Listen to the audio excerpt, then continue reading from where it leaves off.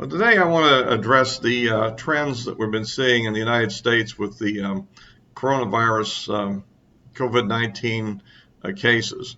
Now, in the spring and March and in the end of April, we had a peak of 40,000 cases a day, I think something in that range, and we were death toll was in 3,500. Well, the lockdowns, social distancing measures that were put in place and the fact that sort of run its way in the Northeast, we got down to a level where we were around 20,000 cases a day and about 600 deaths.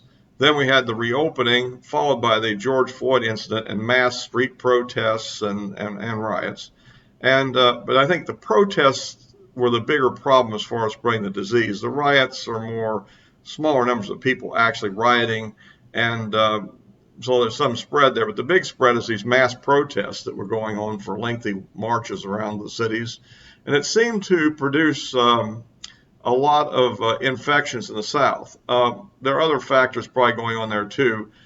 Certain states, I think, did push the reopening a little too aggressively, while, of course, the Northeast of New Jersey, New York, and so forth have been extremely restrictive, probably excessively so, considering how low their current cases are there. So that's kind of the background of this. And I started doing some charts. I've been tracking the data all along from March on, but in the summer I put together some charts about the surge to kind of see where the trend was going to go to.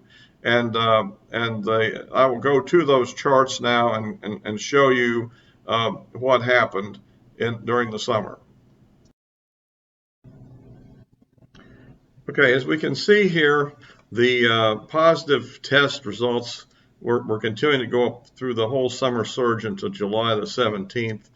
And after some consolidation at the top, we're now trending down pretty profoundly.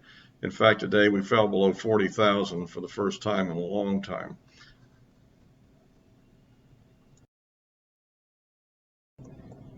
Now this chart is the 7-day average of the positive tests that were on the previous chart.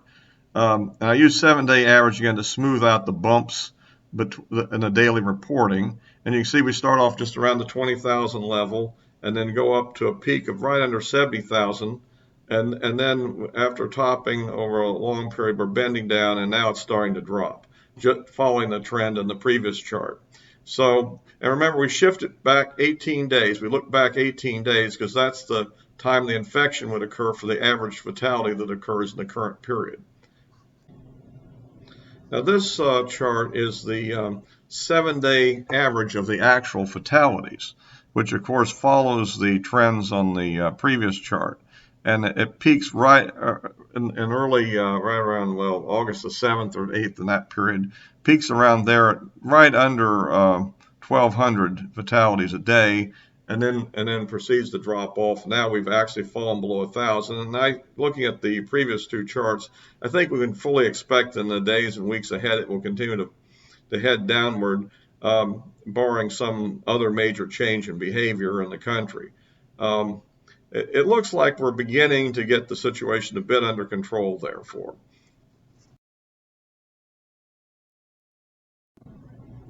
Finally, we have the fatality rate, which is just the ratio of the 7-day average of fatalities with the 7-day average of the positive test shifted back in time 18 days, which gives us a result that we're running now somewhere in the range of about down from around 3% at the beginning of the surge in the summer down to around 1.7% fatality rate.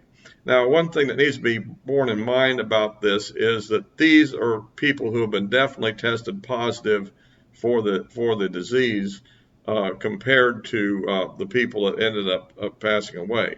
Now, of course, there are many people that have been infected that had a mild case or an asymptomatic case and were never tested. And so that's not to imply that 1.7% of those that get infected are going to die. In fact, the real number is quite a bit less. It probably is less than 0.5%, I would say, pretty comfortably. We really don't. They're still debating exactly how widespread the infection is, particularly in asymptomatic or mildly symptomatic cases. So as you can see from the charts, we're now experiencing a substantial downward trend in cases. And the moving average, of course, shifted 18 days in the past, which is where the moving average was 18 days ago of the cases, would be the driving factor for the current fatalities. So as you can see, that has also gone over the top and trending downward now as well. And so we're now going lower and lower on that. And then we look at the raw fatalities, well, not raw fatalities, the 7-day moving average of fatalities, because again, I like to use the 7-day moving average to smooth out these daily reporting bumps we have, where you see low numbers in the early part of the week and then much higher numbers as you go into Friday and Saturday. So that number is also coming down from nearly 1,200 in the summer to levels that are now below 1,000 and heading down. And then, of course, the fatality rate, which was around 3%, and this is a raw instantaneous fatality rate, mind you, of people who are actually ill with the disease or have been tested positive. And that does not take into account people that are never tested. And there are plenty of untested cases out there that are either mild or asymptomatic, or even maybe moderate cases where they simply don't go in for medical care if they don't get too sick and want to get in the system. So, but note that number has dropped from around 3% down to about 1.7 now.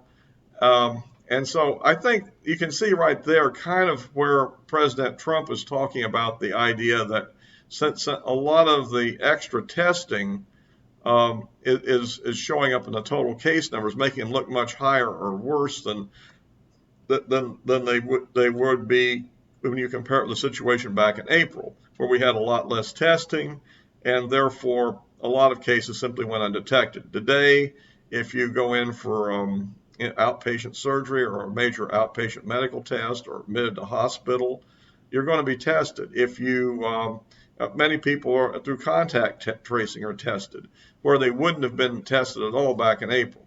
And so that 3%, about 1.7 reduction, nearly a factor of 2, is probably what the president's talking about. So here's the thing. There was a real increase in cases during the summer, but it is not as bad as the total counts that got up to around in the 70,000 range would really indicate. In reality, when compared with the situation in April, it just indicated we're capturing cases now that we didn't then. Nonetheless, there was a real surge, and that is now beginning to abate as well, because the testing is not backing off at all. It's continuing. And so I think what we're looking at as we go into the fall, it looks like we're going into a downward trend, at least until we hit the cold and flu seasons. At that time, things may get a bit more confused, because, but hopefully by that time the testing will be widespread enough to differentiate between the cases, between that as a flu case and an actual COVID-19 case. So that's about where we're going. It looks like we're beginning to bring the thing under relative control considering the infectiousness of the disease. Also, I don't have any data on this to present right now. I have the data, but I didn't make up a chart. But in reality, the United States is doing fairly well compared to most of the European countries. I mean, Britain, France, Spain, Italy, and so forth. In fact, Spain and France are really starting to see a resurgence right now, it looks to me like. Germany has been probably done the better of the two, which is a more stable rate. And the other thing you have to consider is that the exact definitions each country uses to assign a COVID case may not be exactly the same. I just have the sense that the Germans are a lot stricter to count only tested cases, where we tend to, I think, count probable cases, where the symptoms match. And with our way we fund the hospitals under the CARES Act, there's a little incentive to somehow bring COVID-19 into any fatality, particularly, I guess, if it's a person that doesn't have really good health insurance. That would definitely be advantageous to the hospital because they would get more money that way. At any rate, that's kind of my summation for today. It looks like things are getting better, finally. but we won't get a real answer until we get some kind of a vaccine, I would assume. And that's still, we're in phase 3 testing on some vaccines, and we'll see how that goes. Until next time, like and subscribe, and you send links on to friends if they're interested.